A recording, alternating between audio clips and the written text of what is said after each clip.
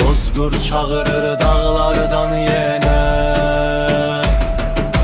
Türkün nefesi gelir her gün sene. Ergenekon bir oyanıştı bugün. Ötüken adıyla yenilenir gün.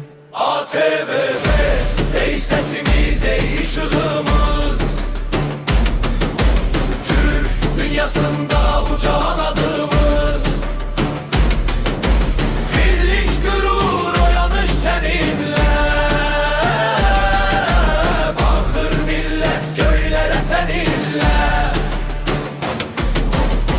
Gedim yurdların tozu danışır. Tarih, igidlik, ruhda alışır.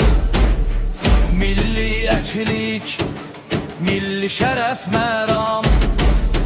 Bu sesle birleşir bir uca ilham. ATV, ey sesimiz, ey ışığımız.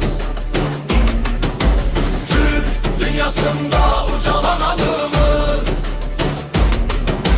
Birlik, gurur, oyanış seninle. Bozgur millet göylere seninle. Bozgurdun izi, ötükenin nefesi. Ergenekon'un uca hevesi. ATV ile doğar yeniden yol.